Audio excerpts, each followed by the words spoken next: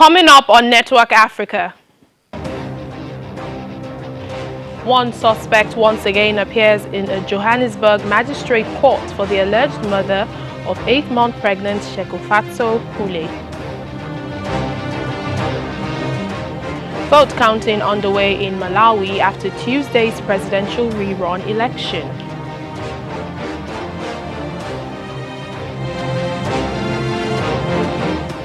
Plus, 2 people arrested in Ghana over the Nigerian building demolition as President Nana Akufo-Addo apologizes.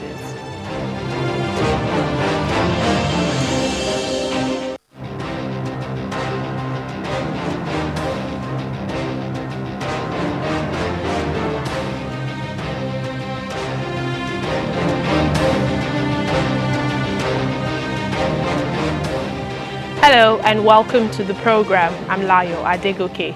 Votes are being counted in Malawi following Tuesday's rerun of last year's election.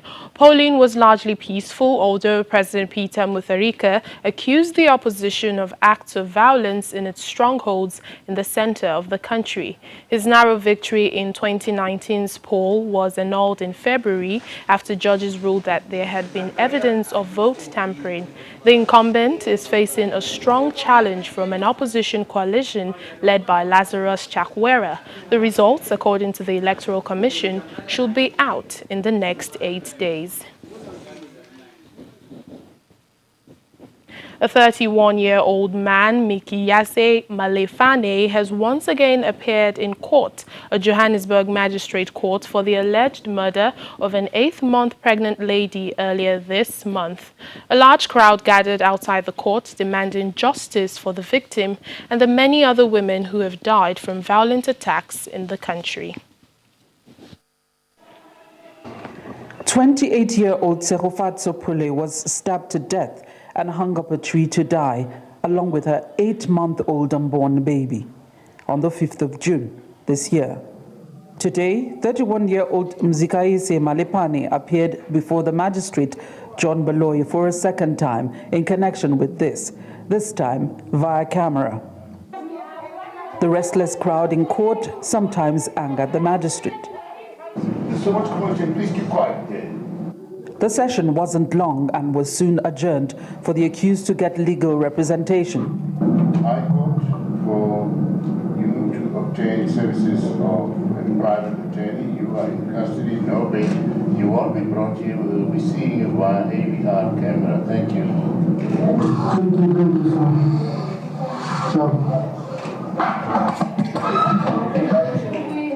While the victim's family members were quite emotional about this delay, outside the court, a large crowd bayed for blood and justice.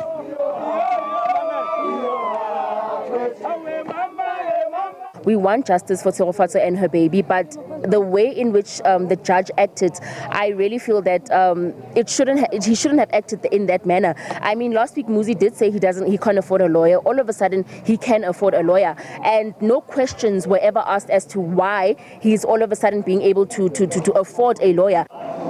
Every accused person has a right to be represented by a legal representative of their choice. As much as the family wants justice, I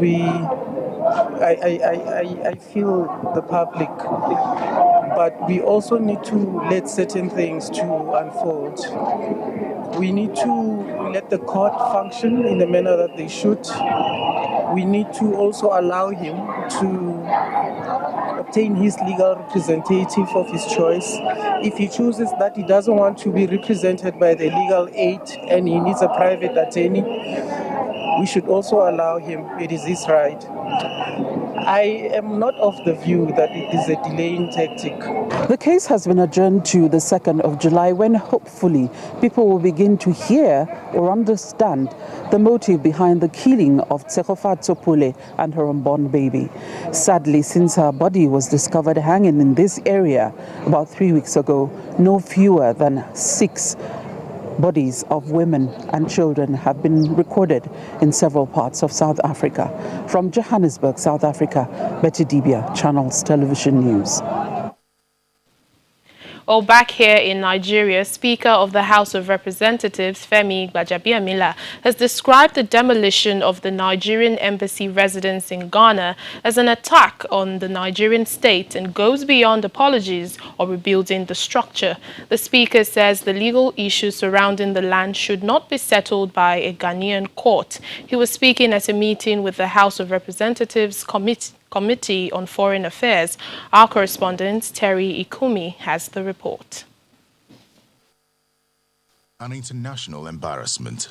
One disrespect too many. That is how lawmakers at a meeting with the Minister of Foreign Affairs described the demolition of the Nigerian embassy residence in Ghana.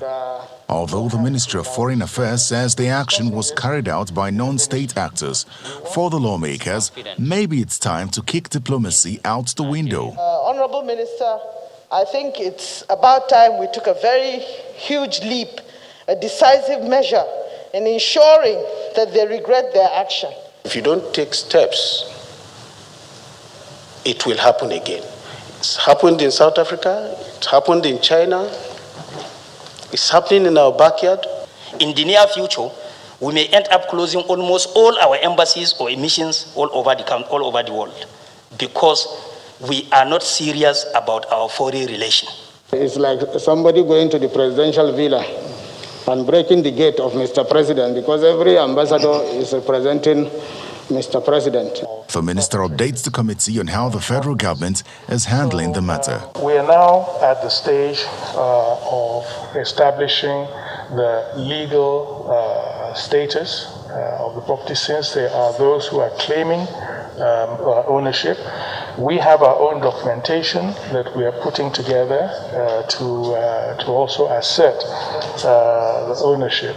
The Speaker of the House of Representatives joins the meeting midway and describes the incident as an attack on the Nigerian state. If, peradventure, just for argument's sake, it was the U.S. embassy that was demolished in Ghana, do we think the U.S. will be talking about apology, we'll look into it, that's what I want to know. Let's be a little bit more stern, a little bit more aggressive in our approach. The days of being trying to be diplomatic and be a gentleman, I think we should put that aside, especially because there's something in law called recidivist. It's a second time it's happening. If we establish that this is a dispute, it's not a dispute between landowner and a country, it's actually demeaning Nigeria. He charges the minister to ensure that the case is not taken to a Ghanaian court. And according to the Minister of Foreign Affairs, the federal government expects that the cost of rebuilding the structure will be handled by the Ghanaian government. Terry Ikumi, Channels Television News. Meanwhile, 2 persons have been charged following their arrest over the demolition of the Nigerian High Commission building in Accra, Ghana. According to a press release from the Criminal Investigation Department in that country, the suspects are charged with conspiracy to commit crime, namely unlawful entry and causing unlawful damage, contrary to the Criminal and Other Offences Act 1960. It states that the 2 suspects were arrested on Monday, June the 22nd, and will be arraigned before a court of law. We have joining us now for more on this is Fred Smith from Joy News TV in Accra, Ghana. Hello, Fred. Thank you for speaking to us on Network Africa. You're welcome. Now, what more can you tell us about this latest development of the arrest of these 2 people? Who are they? Do we know their identity?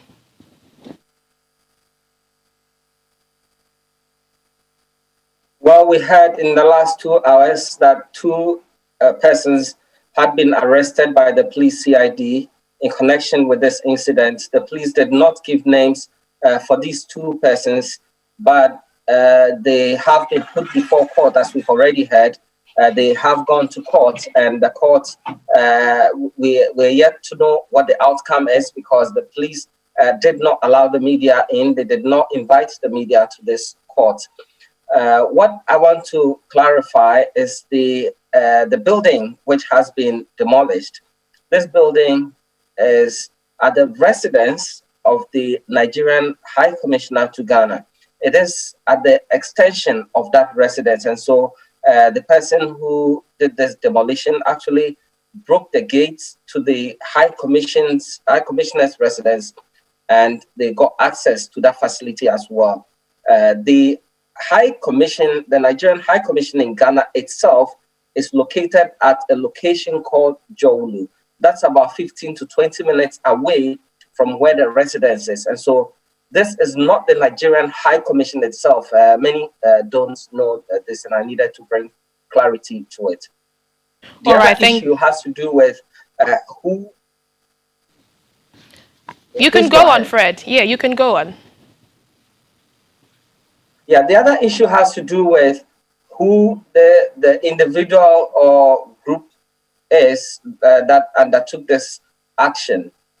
These persons, the police have not told us yet, but they are persons who are claiming ownership over the land. And this is a very common practice in Ghana, where persons who own lands see trespassers on and they pull down the structure.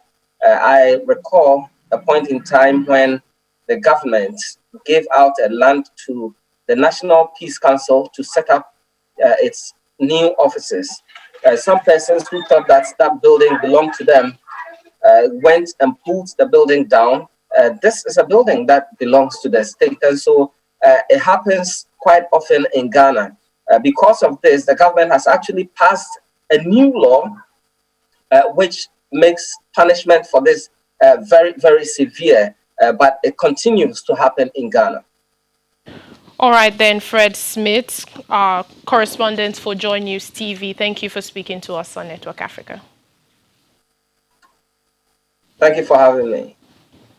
The internally displaced persons of Bakassi local government area of Cross River State have finally relocated to their new homes of 2 bedrooms apartment away from the block of classrooms where they lived for 7 years. The Cross River State Governor, Senator Ben Ayade, had handed over 52 units of 2 bedrooms apartment to the displaced persons on the 29th of May 2020. Speaking at their new settlement at Efiang Ayong, the new landlords say they are beginning to pick up their lives with a renewed hope for a better tomorrow for the IDPs. Your problem is my problem. The primary person who you should cry to is me, and I'm here, and I've seen it in person.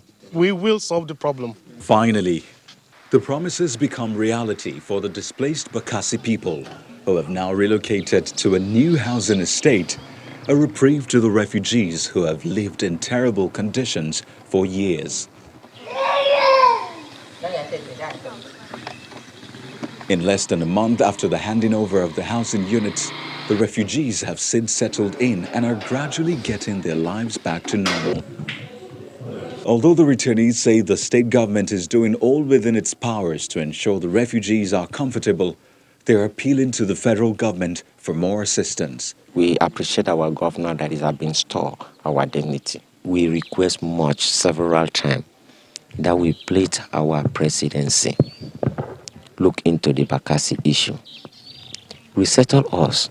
Since the entire Bakassi people saying that we need that peace to reign for entire Nigeria. In the past month, in fact, I was not happy because where we were was too bad. In fact, the condition there was so critical.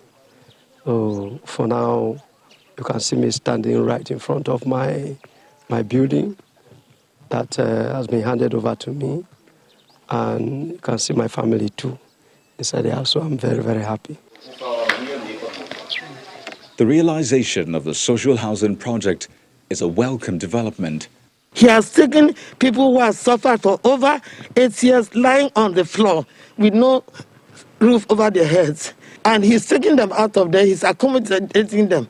He's totally devoid of ethnicity or religious or whatever leaning.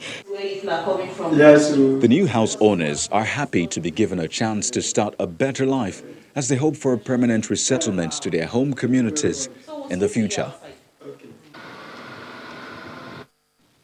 You're watching Network Africa on Channels Television. Still to come on the program. Art provides comfort and hope to Eritrean refugees stuck in Libya. Please stay with us.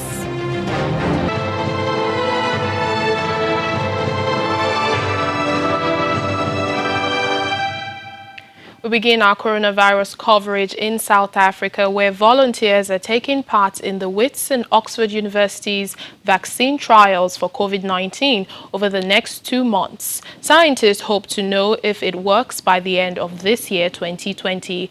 Of the 2,000 participants, 1,950 are HIV negative and 50 people are living with HIV, and all are between 18 to 65 years. Professor of Vaccinology at Wits University, Shabi Madhi, is leading the South African Oxy-1 COVID-19 vaccine Vida trial. He gave details of the vaccine trials and expectations.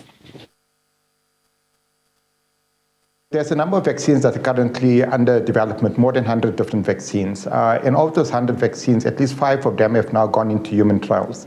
And many of them are still in the early phases of human trials, which is where we try to decide what is the optimal dose of the vaccine, how safe it is, and how immunogenic it is, how well the body mounts an immune response against it.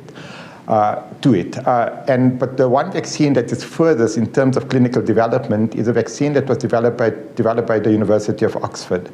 And that vaccine is now in what we call phase 2 studies, which basically means we're looking at safety in a broader population, but at the same time, we're trying to see whether there's any signal as to whether the vaccine actually protects people from developing COVID-19 or not. So the study that is currently underway in the United Kingdom has already enrolled more than 4,000 participants in that particular phase 2 study. And over the next 1 or 2 months, they actually are planning to go into a phase 3 study, which is sort of a pivotal study, which determines whether the vaccine is actually working to protect against COVID-19. And that study in the United Kingdom will enroll up to 10,000 people. So in total, there'll be about 14,000 people that will have been enrolled in the United Kingdom with this particular vaccine. The same vaccine is also planned to go into clinical trials in the United States, where they're planning on enrolling as many as 30,000 individuals in the United States. Now, recently, what we've been able to do as part of the research unit in South Africa is that with our collaboration with the scientists at Oxford University, we've been able to reach an agreement for them to actually provide us with a vaccine for us to actually see whether the vaccine actually works in the South African population. In Liberia, Education Minister is undergoing treatment for COVID-19 as his ministry prepares to reopen schools next week. Ansu Soni and his deputy, Latim Dathong, are both in hospital. Local media reports that the deputy minister, Dathong, was flown to Ghana after his condition worsened. And according to the information minister, he is in a stable condition. However, he denied reports that Minister Soni was also in Ghana for treatment. Liberia has confirmed 652 coronavirus cases with 34 deaths. The country on Monday announced that schools will reopen next week for grade 12 students who are preparing for examinations. Now, producers of the famous papyrus paper once used by the ancient Egyptians in their daily lives suffer as tourist shops selling them to foreign visitors have all closed down. However, they are hopeful as international flights to the main Red Sea tourist resorts are due to restart on July 1st. A village keeping the ancient Egyptian craft of papyrus making alive has seen demand for the paper collapse after the novel coronavirus pandemic brought Egypt's foreign tourism sector to a near standstill. Papyrus, used as a writing surface by the ancient Egyptians, is the main livelihood for residents of the Nile Delta village of Al-Karamus. Look, if there is tourism, there is a price for the papyrus. There is no tourism up until February before this coronavirus thing. We used to sell one papyrus paper, a 30 cm or 40 cm one, for 5 Egyptian pounds. Today we sell it for 1 and 1.5 Egyptian pounds. Because there is no tourism, we have to stop producing, we have to stop working, or we lose.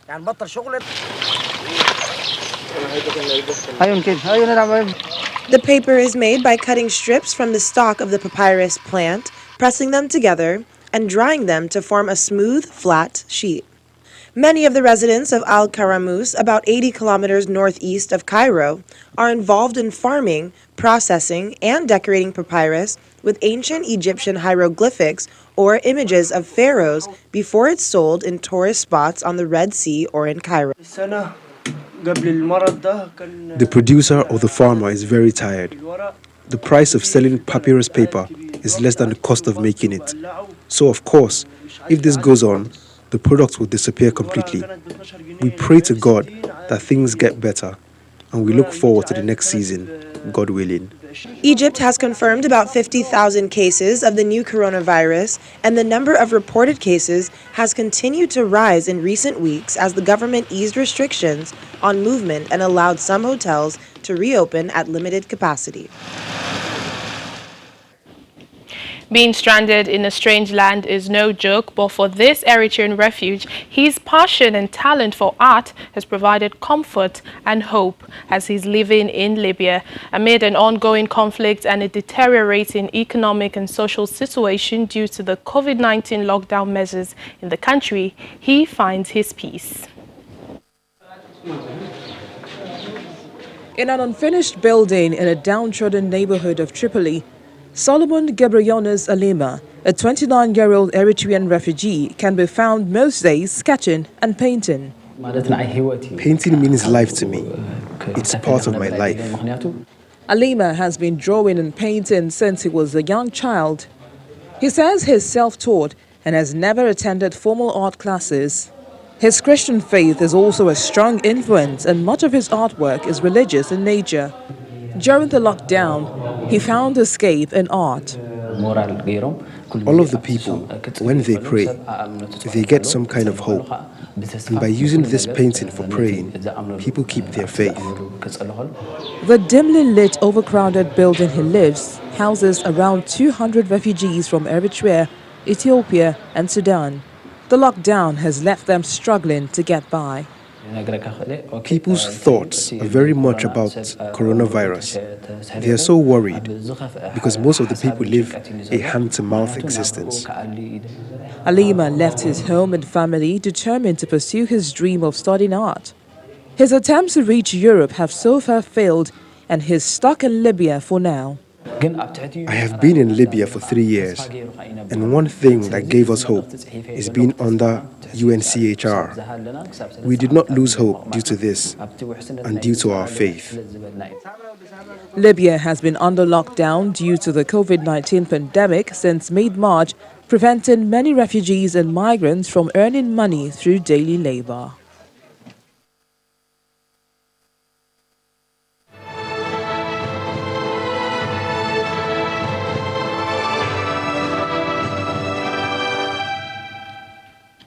And that's it on the program today. Thank you so much for watching. I'm Layo Adegoke. Stay hopeful, stay healthy.